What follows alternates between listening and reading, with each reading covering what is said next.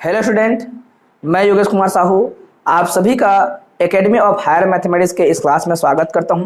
Student, पिछली कक्षा में हम लोगों ने पार्शियल डिफरेंशियल इक्वेशन जो है उस पर चर्चा स्टार्ट किया था और डिफरेंशियल इक्वेशन या फिर डेरिवेटिव्स और किस प्रकार से पार्शियल डेरिवेटिव बनते हैं, इसके इक्वेशन बनते हैं, इन बातों पर चर्चा किया था।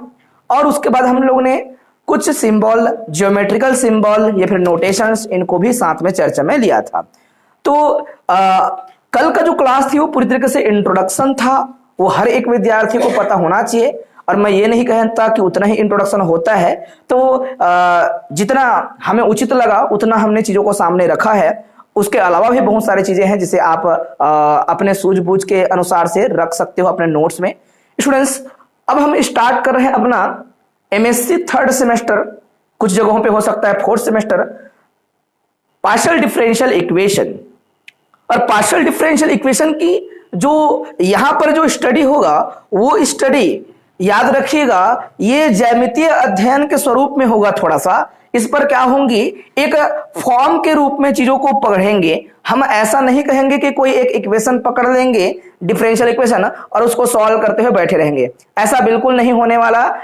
हम डिफरेंशियल इक्वेशन के रूपों को सॉल्व करेंगे, डिफरेंशियल इक्वेशन के रूपों के उनके फंडामेंटल सॉल्यूशन को देखेंगे कि किस प्रकार से डिफरेंशियल इक्वेशन होते होंगे। और वो एक डिफरेंशियल इक्वेशन के अंदर बहुत प्रकार के डिफरेंशियल इक्वेशन अंदर में समाहित हो जाएंगी। मतलब एक जनरल सॉल्यूशन क्या हो सकता है, इसकी ज्यामितीय व्याख्या करना है हम लोग को।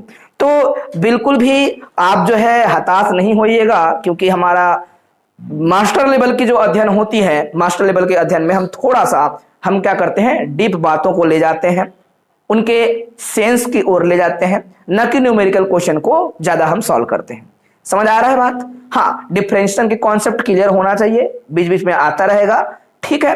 और ऐसा नहीं भैया साइन का डिफरेंशिएशन कर दो कोस आ जाएगा, ऐसा नहीं होगा, है ना। बातें थोड़ा अच्छा होगा और अंदर तक बातों को लेकर समझा जाएगा। देखिए स्टूडेंट्स, पहला पॉइंट आपका बनता है classification of differential equation, partial differential equation, sorry partial differential equation, जिसे हम लोग पीडीई भी कहते हैं।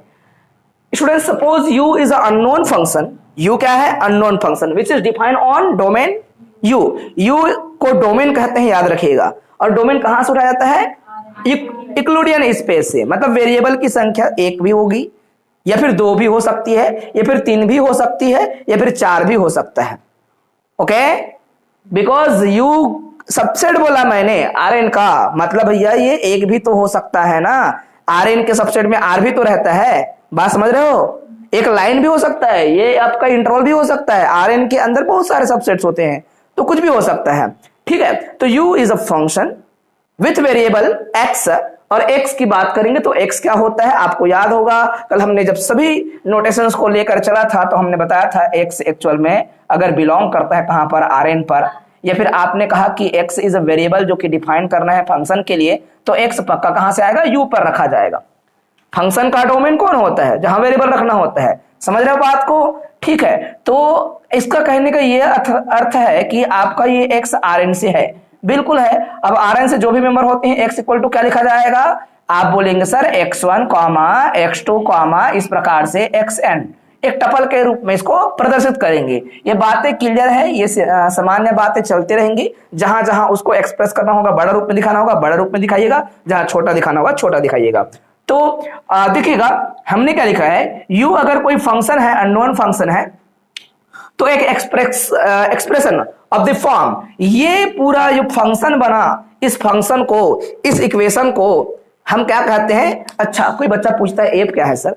एफ फंक्शन रिप्रेजेंट करता है। कई लोग यहाँ फाई बोल दिए रहते हैं, कई लोग एफ बोलते हैं, कोई लोग साई लिख देते हैं, कहीं पे और कुछ लेते हैं। पूरे को एक फंक्शन बोलने के लिए बच्चों, जैसे कि मैं एक इक्वेशन बनाता हूं, जैसे कि इक्वेशन देखिएगा, ये 2x स्क्वायर प्लस में 5x प्लस में जो है 9 बराबर में 0 है मान लो।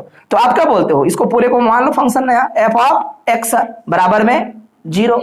समझ आया? अगर x के साथ y भी होता तो x y बोलते, ऐसे बोलते, ठीक है ना, कोई प्रॉब्लम थोड़ी ना है। अब देखिए यहां पर हमने जो बोला ये मेन चीज इधर की है, जो भी इक्वेशन जिसमें डेरिवेटिव होती है वही इक्वेशन क्या कहलाती है, डिफरेंशियल इक्वेशन। और पार्शियल डेरिवेटिव होगा, पार्शियल डेरिवेटिव क्यों होगा बोलेगा, जब स्टूडेंट्स एक से अधिक वेरिएबल की बात होना चालू होगा तो डेरिवेटिव को पार्शियल डेरिवेटिव से व्यक्त करना पड़ेगा। डिफरेंशियल होंगे, डी का मतलब ओनली डी नहीं है, डी जो है डिफरेंशियल वो एक्स के रिस्पेक्ट में, क्योंकि एक्स अपने आप में x1, x2, x3, जितने भी हैं वेरिएबल उतने बार क्या करवाएगा, उसको पार्शियली डिफरेंशिएट करवाएगा। डेरिवेटिव ऑर्डर किसका, ये ऊपर में लिखा वो क्या है, के, जिसे कि इसको 5 ले लीजिए, क्या ले लीजिए, 5 बार डिफरेंशिएट करेंगे, फिर उसे कम करेंगे, आप देखे होंगे डेल स्क्वायर यू अपॉन में डेल एक्स स्क्वायर, फिर प्लस में क्या होता है, मान लो डेल स्क्वायर यू अपॉन में डेल वाई भी आ जाता है, कुछ और आ जाता है, मतलब डेरिवेटिव्स की ऑर्डर छोटा बड़ा हो सकता है। तो यहां पर के बार डिफरेंशिएट किया, दूसरे बार में एक बार कम कर दिया, कम करते करते कितना बार, पूरी तरीके से एक बार डिफरेंशिएट किए हैं। डी यू मतलब फंक्शन यू को एक बार डिफरेंशिएट किए हैं, 2 लिखा रहता तो 2 बार, ऐसे करते करते के टाइम डिफरेंशिएट करते हैं, और यू भी हो सकता है और क्या हो सकता है, एक्स हो सकता है। इस प्रकार से क्या बनते हैं, डिफरेंशियल इक्वेशन बनते हैं। ऐसे डिफरेंशियल इक्वेशनों को हम लोग क्या कहते हैं, differential equation with constant coefficient भी कहते हैं। हालांकि हम ऐसा फॉर्म बता रहे हैं, यहाँ कांस्टेंट वगैरह भी होते हैं, कुछ भी हो सकता है, कोई दिक्कत नहीं, लेकिन जनरली आप बुक में देखेंगे तो आपको ये फॉर्म नजर आएगा डिफरेंशियल इक्वेशन का। हम मान के चलते हैं कि ये हमारा डिफरेंशियल इक्वेशन है क्योंकि डेरिवेटिव्स नजर आ रहे हैं।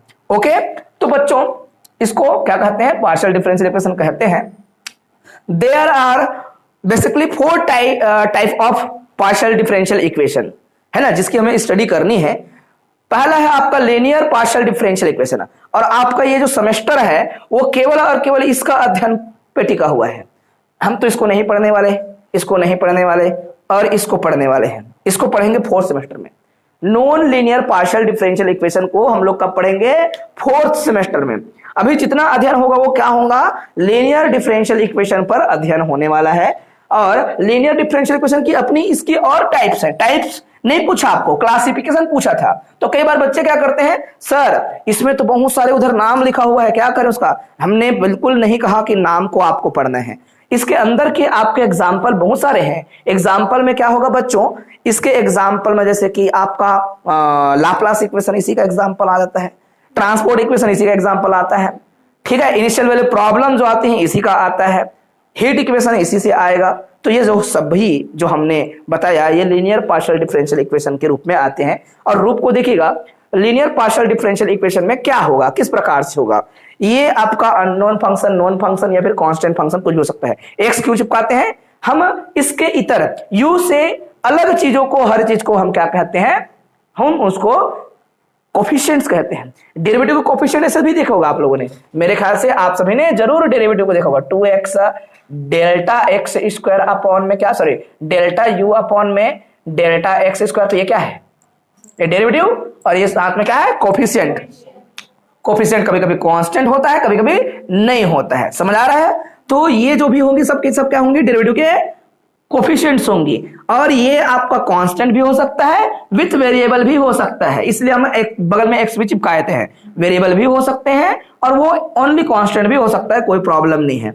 Is equal to f of x, is equal to क्या, f of x. F of x मतलब अदर फंक्शन, कुछ ना कुछ होगा। इसके अलावा यू ही आपका जिसका पार्शियल डेरिवेटिव दिखता है डिफरेंशियल इक्वेशन उसी का बनता है। अदर चीज को हम अदर ही मान के चलते हैं, वो सहयोगी चीज होते हैं। अगेन रिपीट कर रहा हूं, differential equation, partial differential equation किसके बनते हैं, जिसका डेरिवेटिव मौजूद होता है उसी का पार्शियल डिफरेंशियल इक्वेशन कहलाता है। जैसे कि आप जो है ये बोल रहे हो, यहां पर लिख रहे हो, कुछ भी लिख रहे हो, तो यहां पर u फंक्शन है, बाकी आपका क्या होगा, वो अलग से फंक्शन जो इक्वेशन में आए हुए हैं। लेकिन पार्शियल डिफरेंशियल इक्वेशन किस फंक्शन का बना बोलेंगे, तो u का बना बोलेंगे। यहां पर और कुछ लिख दीजिएगा, ये आपका डेल यू अपॉन में डेल वाई लिख दीजिए, कोई दिक्कत नहीं। अगर आपको वेरिएबल को लेकर चलना चाहते हो तो u इज अ फंक्शन। यहां पर किसी बच्चे ने sin x कहा तो उसको फर्क नहीं पड़ता, इसी को पक्षांतर करके अदर फंक्शन के रूप में लिखे होते हैं। समझ रहे हो बात को, ठीक है। अगर बच्चों ये 0 है तो हम फंक्शन को बोलेंगे होमोजेनियस। क्या बोलेंगे, होमोजीनियस होगा। और उधर कोई कांस्टेंट फॉन्स्टेंट कुछ भी नहीं होना चाहिए, पूरी तरीके से इधर क्या होना चाहिए, इसको 0 होना पड़ेगा। ओनली डेरिवेटिव होती है आपके किस पर, डिफरेंशियल इक्वेशन पे। इसको हम लोग क्या कहते हैं, समघात जो है आंशिक अवकल समीकरण कहते हैं, homogeneous partial differential equation. Again मैं रिपीट कर रहा हूं अपने बात को, वो उधर क्या होगा, कुछ भी नहीं, जीरो होगा, फंक्शन नहीं होना चाहिए, ठीक है, फंक्शन नहीं होना चाहिए तो होमोजीनियस डिफरेंशियल इक्वेशन कहा जाएगा। अगर उस पर हुआ मान लो तो नॉन होमोजीनियस डिफरेंशियल इक्वेशन होगा। अब ये लीनियर की परिभाषा को आपको एक लेने बस याद रखना था बेटा, ठीक है, ओके। सेमी लीनियर क्या होगा, लीनियर और बिना लीनियर का मिक्स है, सिंपल सी बात है, लीनियर और बिना लीनियर। देखो ये लीनियर है और इधर वाला नॉन लीनियर हो सकता है, नॉन लीनियर नहीं कहेंगे तो भी चलेगा। इधर जो है लिखने का तरीका देखिएगा, ये लीनियर पूरी तरह से फॉलो कर रहा है और ये इस पे कांस्टेंट फंक्शन भी हो सकता है, कुछ भी हो सकता है। यहाँ पर क्योंकि एक कांस्टेंट का इनटू करना है और यहाँ पर बहुत सारे डेरिवेटिव, फर्स्ट ऑर्डर के, सेकंड ऑर्डर के, थर्ड ऑर्डर के ऑर्डर के, एक कम करके यहाँ पर पूरा आपके पास अल्फा जो लिखा गया है बच्चों, अल्फा को कहां से लेना है, के से उसके आगे बढ़ाना है, और जब के कहां से है, डेरिवेटिव k-1 उससे कम से चालू हो रहा है, समझ आया। तो ये फॉर्म याद रखिएगा, ऐसे जो डिफरेंशियल इक्वेशन होंगी उसको हम लोग बोलते हैं सेमी लीनियर डिफरेंशियल इक्वेशन। इन सभी का स्टडी करना भी नहीं है हम लोग को, हाँ, लेकिन क्लासिफिकेशन में बोलना चाहिए, लिख के रखना चाहिए कि भाई क्या क्या होता है, किस किस ग्रुप को क्या क्या बोलते हैं। ऑब्जेक्टिव में एक आध बार पूछ सकता है, अभी तक क्वेश्चन आया नहीं है लेकिन हो सकता है कि आ जाए, है ना। और अच्छी बात है कि नए जो आपके जूनियर्स आने वाले हैं उनके लिए सारी चीजें बदला हुआ नजर आएगा, डेफिनेशंस नहीं होंगे उनके लिए, जो भी होगा 5 नंबर के क्वेश्चन होंगे, 6 नंबर के क्वेश्चन होंगे, इस प्रकार से आपका क्वेश्चन बटा हुआ होगा। मतलब जो डेफिनेशन पूछे थे डेफिनेशन नहीं होगा, और ऑब्जेक्टिव भी होगा उनके पास, 8 ऑब्जेक्टिव होगा, हर ऑब्जेक्टिव में 2.5 नंबर मिलेगा। नहीं, ऐसा नहीं है, देखिएगा 80 नंबर का जो पेपर होंगे ना उनके लिए 8 ऑब्जेक्टिव रहेगा, ठीक है। जो 100 नंबर का पेपर होता है उनके लिए जो है 10 ऑब्जेक्टिव होगा, ठीक है, कोई बात नहीं। अच्छी बात है क्योंकि बहुत ज्यादा बच्चों को क्वेश्चन पढ़ना पड़ता था, बहुत ज्यादा बनाना पड़ता था, वो 3 घंटा बैठ के, और क्वेश्चन सेलेक्ट करने में टीचर की हालत खराब हो जाती थी। उतना सारा क्वेश्चन, 45 क्वेश्चन बहुत ज्यादा होता है, 45 क्वेश्चन बनाना, है ना, 20-20 ऑब्जेक्टिव, कितना साल तक ढूंढोगे, कितना करोगे ऐसे करके। तो यूनिवर्सिटी का भी बचने का ये तरीका था, बच गया वो यूनिवर्सिटी अब, है ना, ठीक है। और स्टूडेंट को कम क्वेश्चन बना के भी अच्छे नंबर मिलेंगे। भाई ऑब्जेक्टिव आप जो 20 की जगह आप 10 ही बना रहे हो, है ना, तो जल्दी आपका नंबर मिलेगा, जल्दी आपको जो है आगे बढ़ने का मौका मिलेगा, टेंशन कम आएगा। कॉसी लीनियर में देखिएगा, कॉसी लीनियर में हमने किस पार्ट को लिया है, ओनली ये आपका ए अल्फा या फिर ए इंडेक्स करके लिए हैं, यहाँ पर एक्स भी डालिएगा, सेमी लीनियर हो गया। ये केवल ये वाला पार्ट होगा, समेशन होगा, और यहाँ पर हम अल्फा का वैल्यू कैसे जितना भी बढ़ सको, जितना भी लिख सको, डायमेंशन पर डिपेंड करेगा क्या लेना है करके, या फिर उसके समेशन कितना योग करना है, यहाँ पर क्या है वो देखकर समझ आएगा कि क्या हमें लिखना है। अभी भाई बच्चा पूछता है सर ये समेशन क्यों लिखते हैं, अरे देखिए ना, टर्म्स के बीच में क्या होते हैं, plus plus plus, first order के डेरिवेटिव, सेकंड ऑर्डर के डेरिवेटिव, सबके बीच में क्या होती है, इस प्रकार से उनको जोड़ के लिखते हैं, हम इनटू करके नहीं लिखते सबको, समझ रहे हो। डिफरेंशियल इक्वेशन बनाते हैं तो इसका समेशन का यही अर्थ था, यहाँ पर समेशन का क्या अर्थ है वो जो हमने वहां लिख रखा है वैसी। अब कोई बच्चा पूछ देगा कि सर ये क्या हो गया, अरे आपका सारे एक ही प्रकार की क्या है डेरिवेटिव रखेंगे, अगर आपको 1 रखना है बोलेंगे तो 1 रखिएगा, 2 रखना है बोलेंगे 2 रखिएगा, अल्फा का वैल्यू, है ना, और उनको आप योग करते करते ले जाइएगा, जैसे कि यहां दिख रहा है वैसा, ठीक है भाई। तो ये कॉची लीनियर का रूप याद रखिएगा, ए अल्फा, है ना, और ये आपका क्या है, डेरिवेटिव जो कि k-1 ऑर्डर का, है ना, u फंक्शन का डेरिवेटिव, और वैसे करते करते k-2, ऐसे करते हुए du, ऐसा। ये जो है जितने भी क्लासिफिकेशन करते हैं, अभी तक क्वेश्चन पूछता नहीं है, लेकिन मैं बार बार रिपीट कर रहा हूं अपने बातों को, हम केवल और केवल उन बातों पर चर्चा कर रहे हैं कि क्या पढ़ना है, कितने रूप होते हैं, ऐसा, है ना। अगर आपको नहीं लिखने अपने कॉपी में तो कोई बात नहीं, कोई समस्या वाली बात नहीं है। हमारा एमएससी का सिलेबस यहां से स्टार्ट होगा बच्चों, समझ रहे हो, एमएससी का सिलेबस यहां से है, तो एज अ टीचर मेरा जिम्मेदारी बन रहा था, मैंने उसको निभाने का प्रयास किया है। जो लीनियर नहीं होगा, कॉची लीनियर नहीं होगा, मतलब हायर ऑर्डर के डेरिवेटिव जिसमें लीनियरिटी का कोई भी गुण नजर ना आए, नॉन लीनियर होगा, सिंपल सी बात है। लीनियर नहीं होगा वही क्या होगा, नॉन लीनियर होगा, और हमने उसको लिख दिया है, डिफाइन करने की आवश्यकता नहीं है उस चीज को। लीनियरिटी का कोई भी ऐसा गुण नहीं होगा तो वो हम बोलेंगे कि नॉन लीनियर है करके। तो इतने प्रकार से क्लासिफाई करते हैं, इसके अंदर बहुत प्रकार और अपनी खुद की होती है और उन्हीं का अध्ययन करना होता है। तो देखिए फर्स्ट आपका ये लीनियर पार्शियल डिफरेंशियल इक्वेशन का क्या है, पहला आपका डिफरेंशियल इक्वेशन का फॉर्म, उसका नाम है ट्रांसपोर्ट इक्वेशन। क्या नाम है इसका, ट्रांसपोर्ट इक्वेशन। ट्रांसपोर्ट इक्वेशन क्या है, तो हर जो है हमने तो केवल 16 और 17 लिख दिया है, और उस समय जब अध्ययन कर रहे तो पता था, लेकिन बहुत बार ये क्वेश्चन रिपीट होता है, बार बार आपके छोटे जो क्वेश्चन के रूप में ट्रांसपोर्ट इक्वेशन आता रहता है। तो जिनके पास क्वेश्चन पेपर है बताइएगा, देन हम जो है कल से जो है क्वेश्चन पेपर जज करके सारे क्वेश्चंस को लिख भी दे रहेंगे कि कौन सा क्वेश्चन कब आता है करके।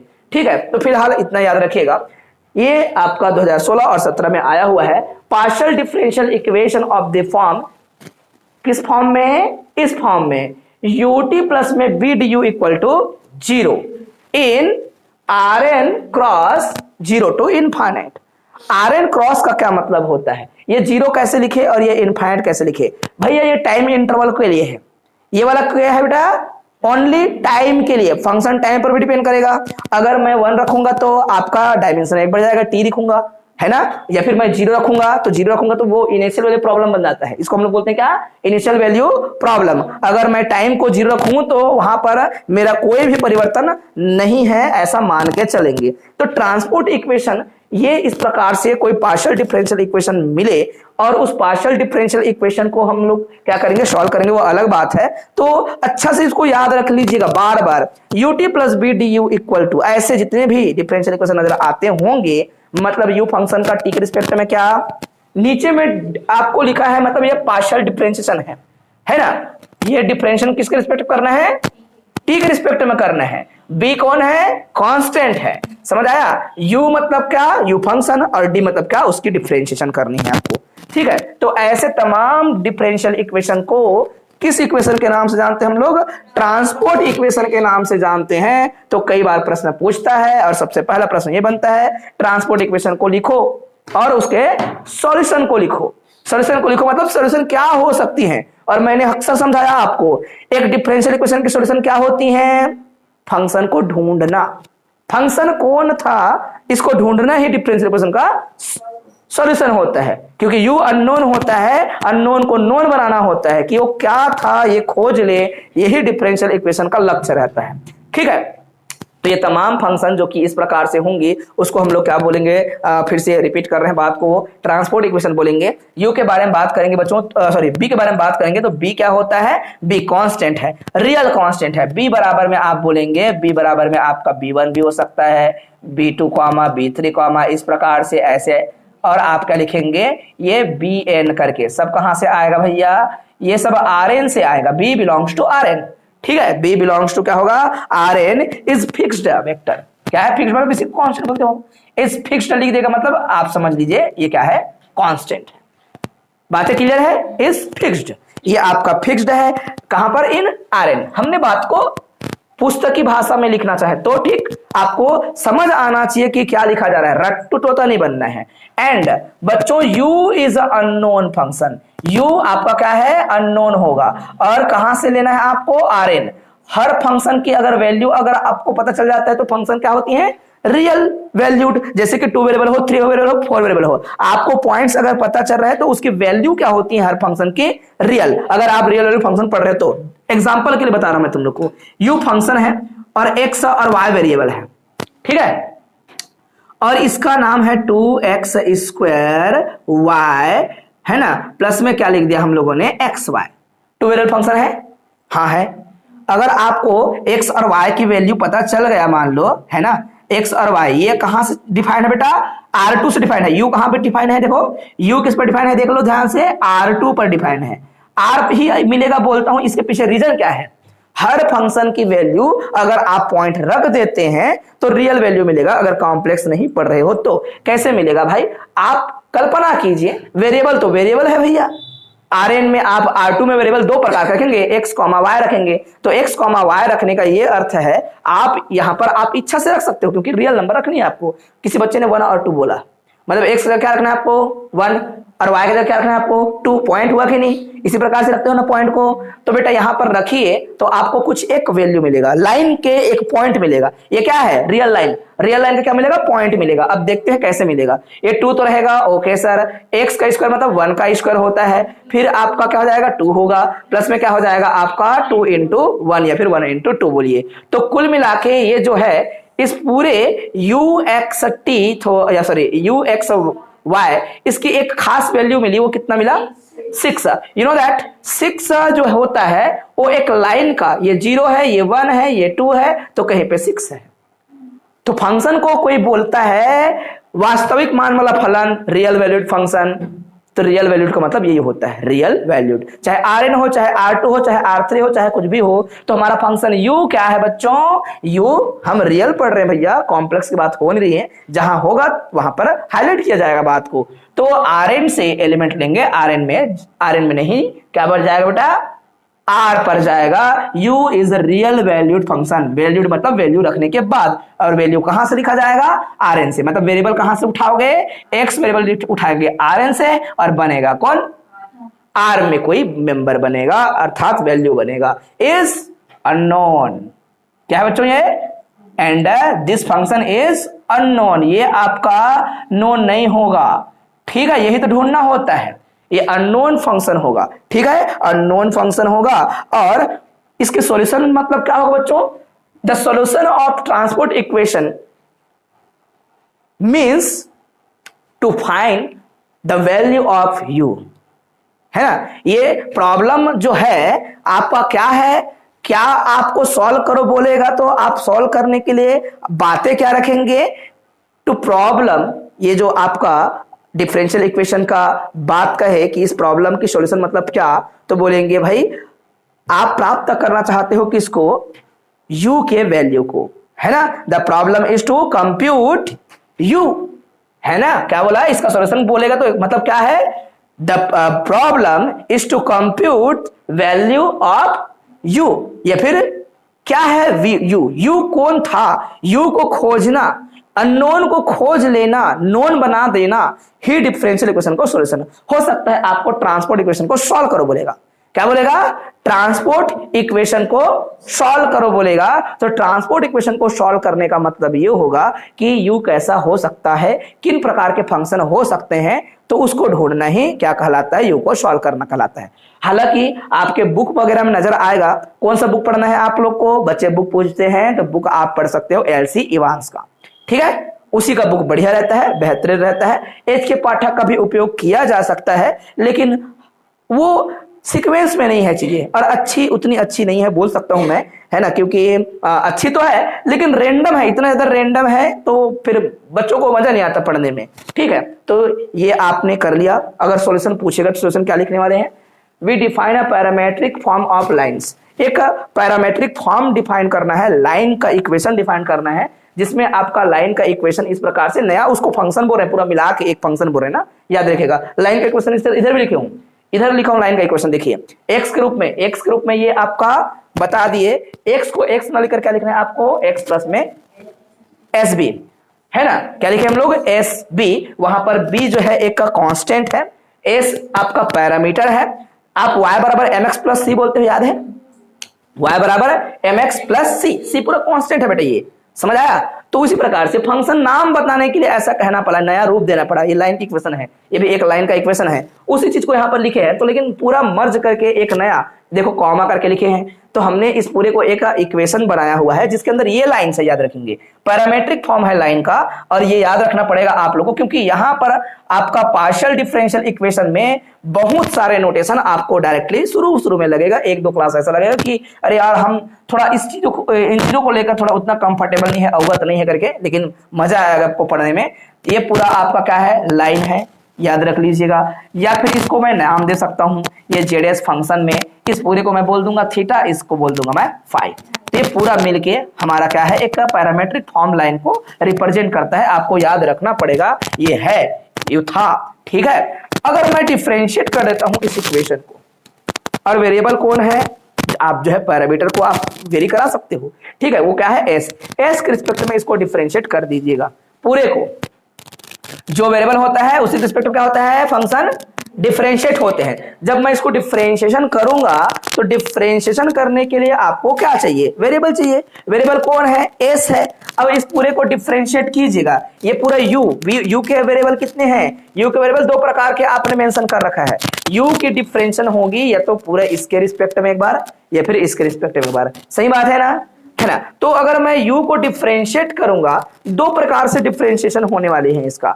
या तो आप बोलेंगे सर आप इसको डिफरेंशिएट कर रहे हो, आप भले एस के रिस्पेक्ट में बोल रहे हो, ठीक है अच्छी बात है, तो आप एक्स को आप तो भाव नहीं दे रहे हो। अगर मैं डिफरेंशिएट करूंगा यहां से इस फंक्शन पर, देखिए इसको तो मैं अभी क्या करने वाला हूं, इसको नहीं लेने वाला। तो यहां अगर इसको डिफरेंशिएट करेंगे, पहला वेरिएबल पहले बार आपको डिफरेंशिएशन करने की इजाजत देता है, तो आप क्या करेंगे जब डिफरेंशिएशन करेंगे, डिफरेंशिएशन करने के दौरान आपको u का डेरिवेटिव प्राप्त होगा, और u का डेरिवेटिव प्राप्त होगा और फिर क्या करेंगे डिफरेंशिएशन। देखिए पार्शियल डिफरेंशिएशन का मैं कॉन्सेप्ट को और क्लियर करता हूं, आप लोग पहले फोटो खींचिए, इधर अपन इसको लिखेंगे कि डिफरेंशिएशन करने के बाद इतना कैसे आया।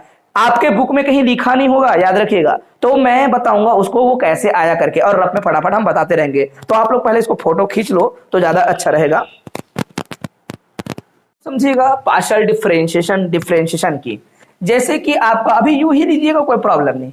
यू एक फंक्शन है, इसके वेरिएबल है एक्स और वाई, ध्यान से देखते रहना, ठीक है। अगर मैं इस पूरे फंक्शन को पार्शियल डिफरेंशिएशन करना चाहता हूं आर के रिस्पेक्ट में, आर के रिस्पेक्ट में मान लीजिए आप, ठीक है ना, आर के रिस्पेक्ट में आप डिफरेंशिएशन करना चाहते हैं, तो आर के रिस्पेक्ट में जब डिफरेंशिएशन करेंगे तो आपको क्या करना पड़ेगा भाई, ये तो आर के रिस्पेक्ट में होना नहीं चाहता, किसके रिस्पेक्ट में होना चाहता है, खुद के वेरिएबल के रिस्पेक्ट में। खुद के वेरिएबल कौन कौन है भैया, इसकी खुद की वेरिएबल है एक्स, तो आप क्या लिखेंगे डेल यू अपॉन में डेल एक्स, और आप यू फंक्शन के लिए ऐसा डेल एक्स का आप क्या करेंगे अगेन आर के रिस्पेक्ट में डिफरेंशिएशन करेंगे, समझ आया।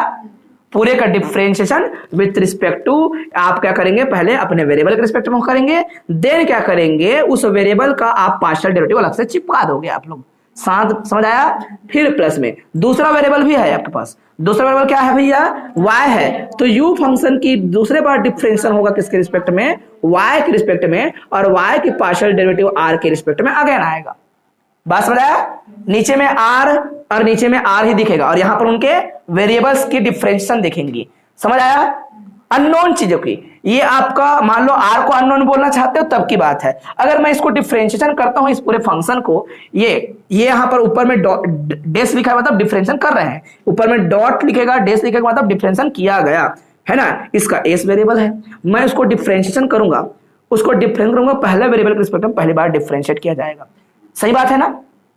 पहला वेरिएबल भैया कॉमन लिखा, देखो ये पूरा उसका वेरिएबल है, तो u का क्या हो जाएगा भैया, u को डिफरेंशिएशन किया गया बोलोगे आप लोग, ये डेरिवेटिव जी किसके रिस्पेक्ट में किया गया, उसके वेरिएबल के रिस्पेक्ट में किया गया, तो इसी को क्या बोलते हैं बेटा, इसी को हम लिखे होते हैं ऐसा, ये होता है आपका क्या du, और यहां पर क्या होते हैं उसके वेरिएबल का एक बार डिफरेंशिएशन, कौन से वेरिएबल का डिफरेंशिएशन, इस पूरे की डिफरेंशिएशन, तो उस पूरे के जब डिफरेंशिएशन करूंगा x का, किसके रिस्पेक्ट में करना है आपको, एस, तो एस के रिस्पेक्ट में जब डिफरेंशिएशन करूंगा बेटा यहां पर, तो आपको क्या मिलने वाला है, आपको मिलने वाला है एक्स का हो जाएगा कौन 0, वाई बिकॉज एक्स इज, अभी आप ध्यान से देखें तो अगर एस को इंडिपेंडेंट वेरिएबल बोलते हो तो एस को भाव देना पड़ेगा, क्योंकि एस वहां मौजूद है, एस के अलावा किसी इक्वेशन पे दूसरा चीज होता है तो उसके सापेक्ष में वो हमेशा कांस्टेंट होता है, ठीक है। तो आप क्या बोलेंगे भैया, आपको मिलने वाला है क्या बी, एक्स का हो जाएगा क्या 0, एस का हो जाएगा क्या 1, इसका क्या कर रहे हैं डिफरेंशिएशन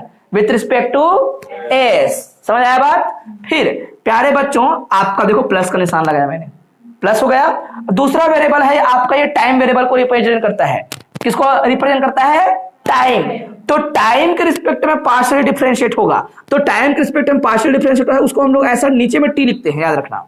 और ये एक जगह नहीं बहुत जगह, ये किसको रिप्रेजेंट करता है, टाइम को। कहां से आया कोई बोलेगा, तो यू एक्स टी लिखवाया था, याद है आप लोग को कल, यू एक्स नहीं बोलेंगे, क्या बोलेंगे यू एक्स टी बोलते हैं हमारे फंक्शन में। एक्चुअल में यहां पर और हाईलाइट कर देते हैं, आपके बुक में जरूर दिया होगा बेटा, क्या दिया होगा, यू एक्स टी लिखा होगा, मिला है बेटा, हाँ ये ऐसा भी लिखते हैं, यू क्या है यू एक्स टी, और यू एक्स टी में ओनली एक्स बिलोंग करता है आर एन पर, लेकिन इसको पूछेंगे तो कहां पर जाता है ये आर एन प्लस 1, और प्लस 1 वो डायमेंशन एक क्यों बढ़ा, टाइम वेरिएबल के कारण से, ठीक है, क्या वो टाइम वेरिएबल है, तो टाइम वेरिएबल के रिस्पेक्ट में डिफरेंशिएशन है, पूरा टाइम को बता रहा है। अब ये पैरामीटर था, है ना, कई लोग उसको स्केलिंग वेरिएबल बोल देते हैं, फर्क नहीं पड़ता इस बात से, है ना, तो वो नया चीज है, और टाइम के रिस्पेक्ट में डिफरेंशिएशन करेंगे पार्शियली, तो आप लिखेंगे डेल्टा, फिर क्या करेंगे इसकी डिफरेंशिएशन करेंगे तो क्या आएगा 1 आएगा, बस यही लिखा है मैंने, देखो ध्यान से लिखा बेटा ये।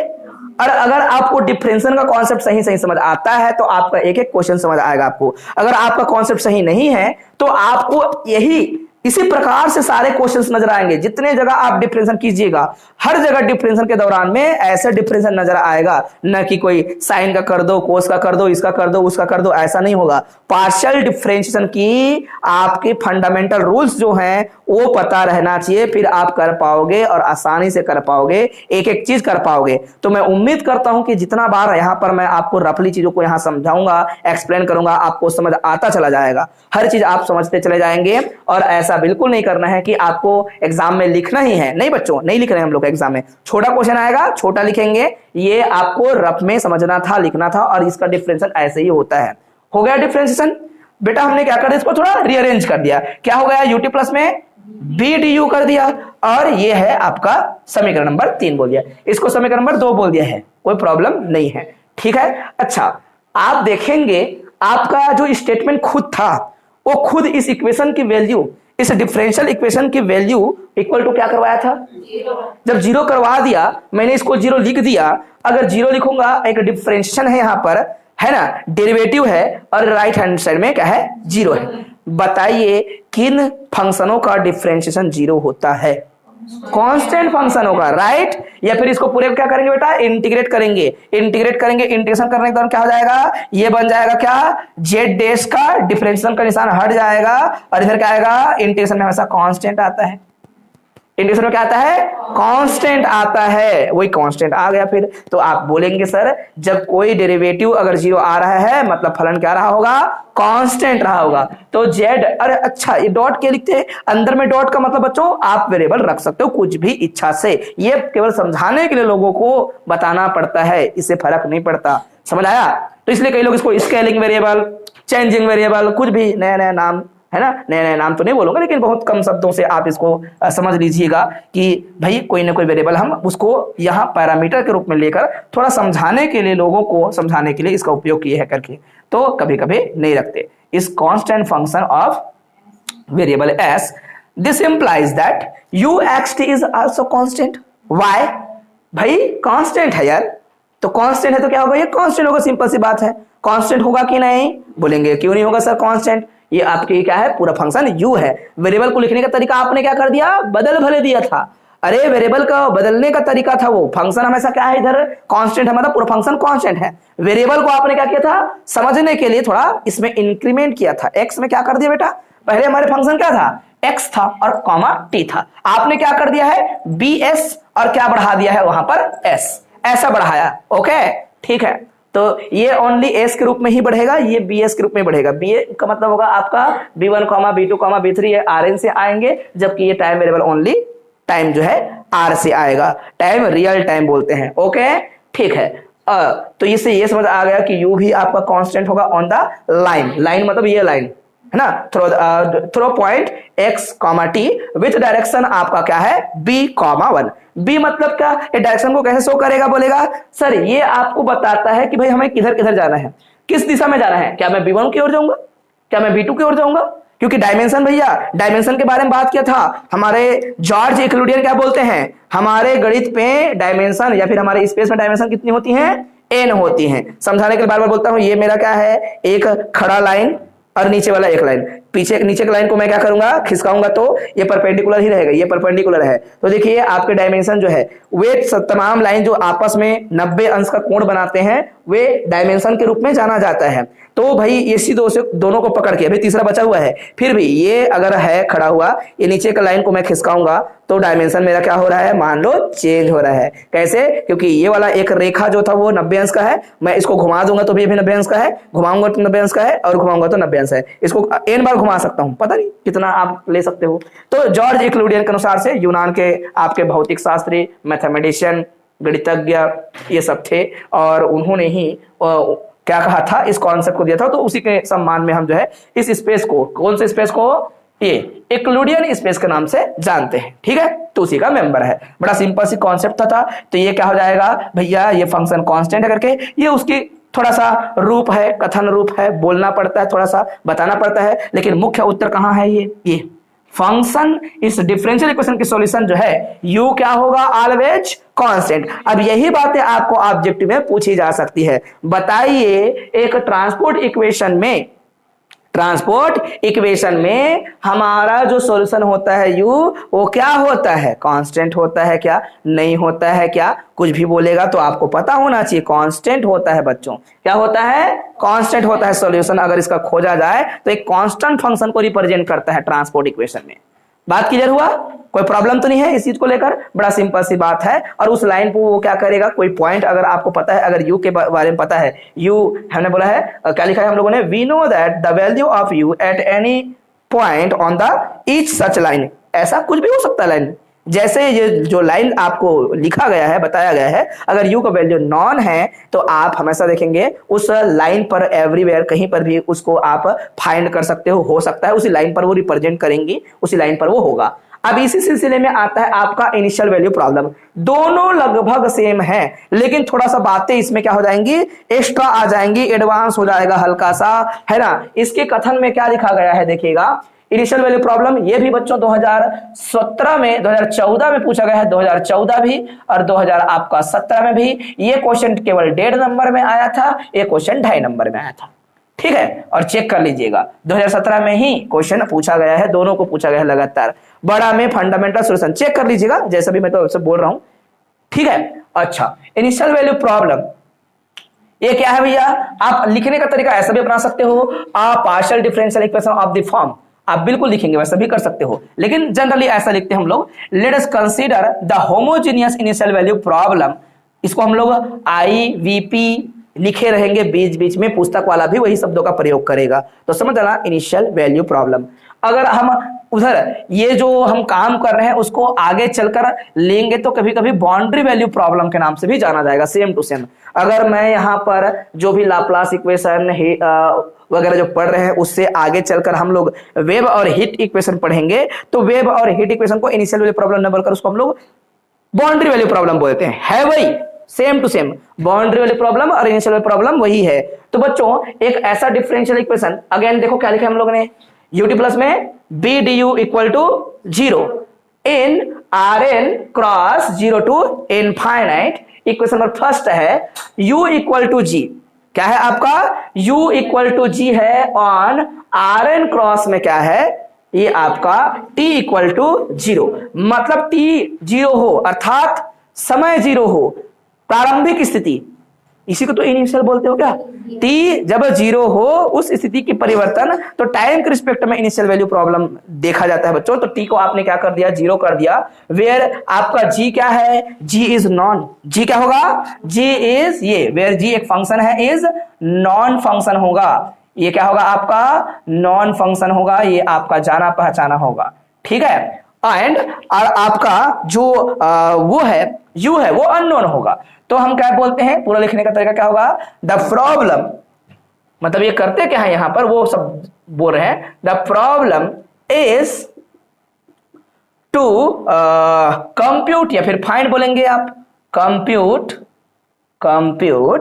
वैल्यू ऑफ, या फिर u फंक्शन को खोजना, u में ये दिखता कैसा है, एक्चुअल में है कौन, यही क्या कहलाता है, इसका सॉल्यूशन कहलाता है।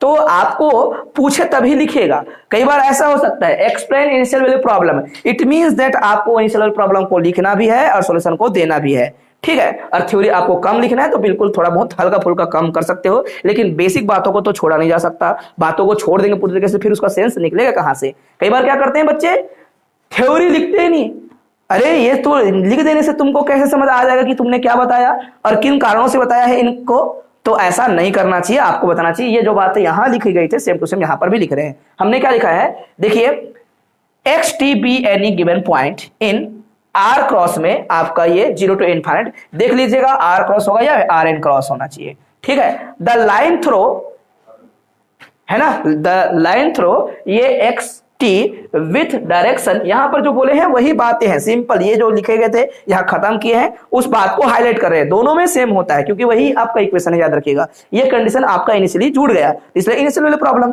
किसका, ट्रांसपोर्ट इक्वेशन का इनिशियल वाले प्रॉब्लम है। ठीक है भाई, तो ये क्या रिप्रेजेंट करता है भैया, एक लाइन रिप्रेजेंट करवाना है हमको, जो कि क्या है, एक पैरामेट्रिक रिप्रेजेंटेशन है, रिप्रेजेंटेड है ना, ये रिप्रेजेंटेड लिखना, ये रिप्रेजेंटेड पैरामेट्रिकली बाय, ये आपका पहला जो ओनली एस बोलना था, एस को सॉरी एक्स बोलना था, एक्स के साथ हमने क्या कर दिया, एक पैरामीटर एस ले आया ओनली। अब हमारा फंक्शन जो पहले क्या हुआ कर रहा था, ओनली यू एक्स टी हुआ कर रहा था, यू एक्स टी, अब यू एक्स टी ना लिखा जाए, ये u में जो आपका x था, x के साथ कुछ अलग चीज आ गया, उसको क्या कर दिया हमने, एक पैरामीटर और बढ़ा के हमने मेंशन करने का प्रयास कर दिया, और t के साथ भी क्या आएगा, s आएगा, और दिखेगा कैसा, ये x जो है x और s इज अ फंक्शन जो कि इस प्रकार से होगा, देखो यहां पर भी लिखे हम।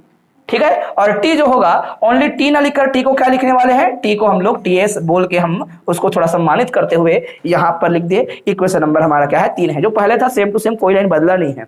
ठीक है, वेयर s क्या होगा, s is a parameter, real parameter, हर चीज रियल होगा, भूलिएगा नहीं। ठीक है, this line hits the plane, अब ये थोड़ा सा लाइन जो है थोड़ा आप एक्स्ट्रा दिमाग में रखना पड़ेगा, ये जो लाइन है ये किसको वो करता है, हिट कर सकता है, यदि बोलना पड़ेगा, मेरे को कोई ना कोई कंडीशन चाहिए है ना। अब बाउंड्री वैल्यू प्रॉब्लम या फिर इनिशियल वैल्यू प्रॉब्लम होती है तो उसमें आपका टाइम वेरिएबल 0 होता है, तो वो प्लेन को रिप्रेजेंट करने वाला है, वो मतलब ऊपर नहीं उठा है, समझो। एक पार्टिकल की बात कर लूं, एक पार्टिकल की बात कर, मैं उसके मूवमेंट के बारे में बात करना चाहता हूं, वो मूव करना कहां से चालू करेगा, सपोज वो धरातल से, भैया टाइम 0 है तो अब वहां पर कंसिडरेट क्या करेंगे, वो किसी प्लेन पे रुका हुआ है मान के चलिएगा, समझ आ रहा है, मतलब आपका टाइम वेरिएबल 0 है, सिंपल सी बात है। तो ये हमने क्या कर दिया है, जो आपका प्लेन होता है, सर्कल होता है, स्फीयर होते हैं, सबकी अपनी समीकरण होती है, सबकी अपनी इक्वेशन होती है, ये सब किसको रिप्रेजेंट करते हैं, कर्व को रिप्रेजेंट करता है ना। आपको याद होगा जब हम कॉम्प्लेक्स पढ़े थे वहां पर हम रेक्टिफाइबल कर्व, कंटूर है ना, ये सब बोला करते थे, सब क्या है, ये भैया चीजों को रिप्रेजेंट करने वाले फंक्शंस होती हैं। तो हमारा प्लेन क्या होता है, फंक्शन, और फंक्शन हमने क्या कर दिया, ये क्या करेगा, दिस लाइन, जो लाइन है, जो हम इस लाइन के बारे में बात कर रहे हैं, ये इस प्लेन को अगर हिट करता है, टच करता है, इसका मतलब क्या होगा, वो इन स्थितियों में कर सकता है। एट पॉइंट, कौन सा पॉइंट बोल रहे हैं, एक्स माइनस टी बी और टाइम 0 है, ये कब होगा भाई, ये कैसे पॉसिबल है, जब एस को आप क्या ले रहे हो, माइनस टी लोगे तो। ठीक है, इसमें कोई सॉल्यूशन नहीं कर रहे हैं, याद रखना, अभी सॉल्यूशन नहीं कर रहे हैं, आप किसी भी बुक में पढ़िएगा आपको ऐसे ही मिलेगा। ठीक है, तो हमने क्या बोला कि मान लो आपके पास ये जो एस था, ये एस वेरिएबल को माइनस टी लेता हूं ना, ये मतलब वो कहना चाहते थे, तो आपका जो लाइन है वो किसको हिट करेगा, इस प्लेन को हिट करेगा, और कौन सा पॉइंट पे करेगा, पॉइंट खुद निकाल सकते हो। पॉइंट कैसे निकाल सकते हैं भाई, पॉइंट देखिएगा, आपका पॉइंट पहले क्या था, आप बोलते थे पॉइंट को, आपका बोलने का जो तरीका था वो पॉइंट ऐसा था बच्चों, या तो आप एक्स टी बोला करते थे, मैंने उस चीज को थोड़ा सा रूपांतरित किया है, बोलने का तरीका क्या हो जाएगा आपका, x माइनस में t और b कैसे आया बोलेगा, तो आप अपने जाइए इस पर और इसको जाके देखिए, लिखिए, मेरा अब टाइम, मेरा पॉइंट क्या है बच्चों, मैंने पॉइंट को ओनली एक्स टी नहीं बोला है, मैंने क्या बोला है, पॉइंट को x प्लस में bs, और क्या बोला है साथ में, मैंने बोला है t प्लस में s बोला है, समझ आया। तो ये लाइन को जब हिट करेगा बोला, आपने टच करेगा बोला, तो एस की वैल्यू क्या होना चाहिए, माइनस टी, जो कि होता नहीं है पॉसिबल। ठीक है, कोई दिक्कत नहीं, माइनस में टी लिया तो माइनस में टी रखूंगा तो क्या करेंगे हम लोग, एक्स रखेंगे, और यहां पर क्या आ जाएगा, माइनस भी रहेगा, और यहां पर क्या हो जाएगा, जब भैया एस का वैल्यू माइनस टी तो यह 0 होगा कि नहीं, तो हमने ये सोचा कहां पर क्या करेगा, ये टी का वैल्यू निगेटिव के रूप में लेना है, तो भले यहां पर बोल दिया गया वो निगेटिव होगा, एस का वैल्यू क्या कर दिया, यहां पर माइनस में टी करना है, ये भी हमको लिखना था, क्या लिखेंगे, माइनस में टी और बी रहेगा। वही बातें हो रही है, बोलेंगे ठीक है सर, अच्छी बात है, आप क्या कीजिएगा, पॉइंट को आप जो है ये प्राप्त करेंगे तो यहां पर इसको हिट करेगा, कहने का ये तरीका था, लेकिन हमको अपने शब्दों को थोड़ा अच्छा करना पड़ता है, तो ये थोड़ा तरीका जो है शानदार है, तो इसको हमने ऐसा लिखा है कि दिस लाइन, मतलब वो ये लाइन इस प्लेन को हिट करेगा, कौन से पॉइंट पे करेगा, इस पॉइंट पे कर सकता है, यदि हमारा क्या हो जाए, एस को मैं माइनस टी ले लो तो। अब ये आपको बहुत सारे सॉल्यूशन करने के लिए थोड़ा क्या करेगा, बाध्य करेगा, और आपको आंसर देने के लिए रेडी रहेगा। स्टूडेंट्स, अगर u क्या है, कांस्टेंट है। देखो यहां पर बात कर रहे थे, वो चीज चल रहा है जी, इसको हमने एक्स्ट्रा चीजें जोड़ी बस है। अगर u कांस्टेंट है ना, तो u कांस्टेंट है ऑन द लाइन। अगर u कांस्टेंट है लाइन पर, तो हमारा जो है सॉल्यूशन किस प्रकार से आगे बढ़ेगा उसको देखिएगा। हमारा u क्या है, कांस्टेंट है। ओके, होमोजीनियस फंक्शन आप देख रहे हो। तो आपको ये कांस्टेंट बोल दिया, मतलब ये आप पॉइंट पर बोलिएगा। कहां पर बोलेंगे, पॉइंट पर, क्योंकि आपको पॉइंट मिल गया है, सोच रहे हैं हम लोग, है ना। अगर मेरा इनिशियल वैल्यू बोला मतलब टाइम जो है नहीं ले रहा हूं। टाइम क्या है बेटा, इसको जीरो करने के लिए, क्योंकि आपने जो है ना चीजों को बढ़ा दिया।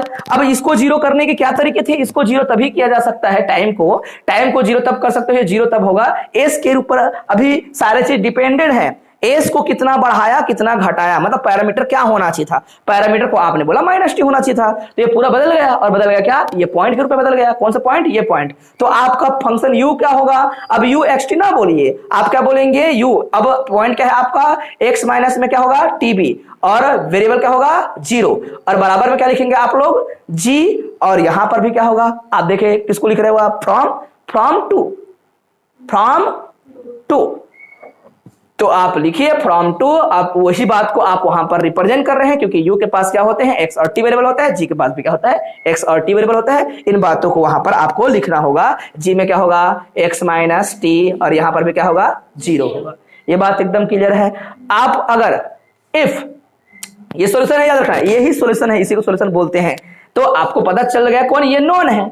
जब ये तुमको पता है तो इसको ढूंढ सकते हो, हालांकि कांस्टेंट फंक्शन के रूप में ही था। तो हमने एक इनिशियल वैल्यू, इनिशियली एक खास काम करने का प्रयास किया, इसी को इनिशियल वैल्यू प्रॉब्लम कहते हैं। यही आपका उत्तर है, भूलिएगा नहीं। अगर मैं क्या बोलूंगा, इफ आप क्या बोलेंगे, u equal to g, then आप जानते हो तो आपको क्या मिलता है, t का इक्वल टू क्या होता है, 0, या फिर सॉरी ये अलग हो गया, if t equal to 0, then आप क्या बोलते हो, then u equal to g, ऐसे बोलते हो ना, ऊपर में बोला गया है, आपके स्टेटमेंट में है। तो आप क्या कर सकते हो, t का वैल्यू 0 लिखिए, तो आपको क्या मिलेगा, आपका ux ओनली, t के बारे में बातें नहीं छोगी, तो क्या मिलेगा आपको, gx मिलेगा। समझ आया। अगर t का वैल्यू 0 है तो आप यहां पर फिर से रखिए, तो आपको इस 0 से कोई मतलब नहीं है, इस 0 से कोई मतलब नहीं है, मतलब टाइम वेरिएबल तो है ही नहीं। तो आपको क्या मिला, ux बराबर में gx मिला। ये आंसर पहले से ही था, उसी बात को हाईलाइट करना था कि सॉल्यूशन लिखने के दौरान ऐसा क्या तरीका हो सकता है जिसे आप जो है बताना चाहेंगे। सॉल्यूशन पहले भी था हमारा वही बच्चों, लेकिन एक साथ में क्या आया एक्स्ट्रा, वही काम सेम टू सेम यहां पर भी कर रहे हैं, मान के चलेगा इन चीजों को। और हमने बार बार हाईलाइट नहीं किया, वो इसमें एक कंडीशन को बस जोड़ा हमने, वो u बराबर क्या होना चाहिए बोला, g, और u बराबर g, मतलब ये सॉल्यूशन के लिए आपको मदद करेगा। अगर g नॉन है तो u क्या हो जाएगा, नॉन हो जाएगा, और टाइम के बारे में बात होगा नहीं, जबकि यहां पर हमने टाइम के बारे में थोड़ा थोड़ा बात किया था। भैया ये u xt कांस्टेंट है, अब टाइम 0 कर दूंगा तो मेरा फंक्शन क्या हो जाएगा, ux, और इज ऑलवेज कांस्टेंट फंक्शन, ये आपका आंसर होगा। लेकिन देखो टाइम के बारे में बात नहीं करनी है, नहीं लेना है, बात समझ आया। तो यही आपका क्या था, आंसर है। थ्योरी के रूप में हल्का फुल्का एक आध दो शब्द अगर बुक में डाला गया होगा तो शब्दों को लिखिएगा, है ना। मैं बोलता हूं कि आप चाहे तो लिखिएगा, नहीं लिखेंगे तो भी चलेगा, मान के चलते हैं। जी जी, किसमें, ये यहां पर भी क्या आएगा, वही आएगा, ठीक है। क्या आएगा आपके पास, क्या होगा, b और t होगा, और ये ठीक है, और वो सब चीज क्या हो जाएगा, 0। जब t का वैल्यू 0 करेंगे तो 0 और 0 और सब 0, ठीक है। अगर इसको इनिशियल वैल्यू प्रॉब्लम को पूछे और बोले होमोजीनियस, तो यही लिखना है, यही होमोजीनियस इनिशियल वैल्यू प्रॉब्लम कहलाता है, ठीक है। तो ये बात हम क्लियर करते हैं एक बार। अब यही बात को non homogeneous initial value problem कहता, तो यहां पर क्या लिखा रहता, आपको कोई फंक्शन नजर आता, क्या नजर आता है यहां पर, फंक्शन f बस लिख देना है, तो क्या बन जाएगा, non homogeneous partial differential equation, जो कि क्या है, इनिशियल वैल्यू प्रॉब्लम को सॉल्व करता है। तो कई बार आपको शॉर्टकट में इतना बोलता है, क्या बोलता है, नॉन होमोजीनियस प्रॉब्लम को सॉल्व करो। अरे ऐसा नहीं है, पूरा शब्द होना चाहिए था, क्या, non homogeneous initial value problem को आप लिखिए और उसकी क्या कीजिएगा, उत्तर की व्याख्या कीजिए। अतः उत्तर की व्याख्या करना होता है, उत्तर क्या है नहीं होता, उत्तर क्या क्या हो सकते हैं, संभावनाओं को व्यक्त करते हैं। तो कई बार जो है बच्चे रटते चले जाते हैं और उनको कंफ्यूजन होता चला जाता है। मैं बोलता हूं कंफ्यूज नहीं होना बच्चों, क्योंकि अभी तो हमने यह दूसरा क्लास स्टार्ट किया। मैं मानता हूं कि कुछ क्षण तक आपको लगेगा कि यार ये चीजें हमें समझ क्यों नहीं आ रही करके, हल्का सा हो सकता है, लेकिन अब उसको पकड़ते चले जाएंगे, नए नए शब्दों को लेते चले जाएंगे, समझते चले जाएंगे, तो आपको मजा आएगा, पढ़ने में अच्छा लगेगा। क्योंकि बच्चों पहली बार जिन चीजों से हमारा सामना होता है उन चीजों में थोड़ा सा हम अनकंफर्टेबल रहते हैं, लेकिन आप एमएससी के स्टूडेंट हो, रिसर्च की ओर आगे बढ़ते हैं धीरे धीरे करके, तो आपकी जो मानसिकता होती है उसी लेवल का होता है। धीरे धीरे करके आपका जान पहचान इस सब्जेक्ट के साथ, इनके शब्दों के साथ, इनके सिंबलों के साथ और इनके तौर तरीकों के साथ सारे नियम कानून आपको समझ आएगा, तो आपको अच्छा लगेगा। देखिएगा पहली बार हमने जब क्या पढ़ा था, मेजर थ्योरी पढ़ा, साइन मेजर पढ़ा, तो पहले नहीं जानते थे, लेकिन पढ़ा, धीरे धीरे शब्दों को जाना और अब अच्छा लगता है। समझ आया? आप नॉर्मल इंडियन स्पेस को नहीं जानते थे, लेकिन जब जाना पढ़ा तो उनके शब्दों से आपका जान पहचान बढ़ गया और आपको ठीक लगना चालू हुआ।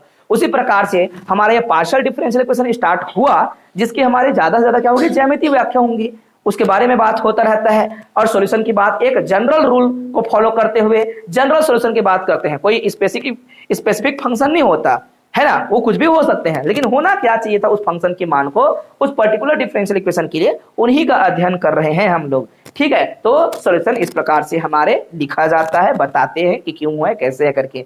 दो चार शब्द और जरूर नीचे में चिपका सकते हो, बता सकते हो कि भाई रिप्रेजेंट क्या कर रहा है, कौन सा सॉल्यूशन को रिप्रेजेंट करता है करके। ठीक है, सभी एलसी एवांस के बुक को रखिएगा, पीडीएफ में शेयर कर दूंगा बच्चों को भी, सभी जो है उसको रखना, देखना, हल्का फुल्का शब्दों को और थोड़ा अच्छा कर सकते हो।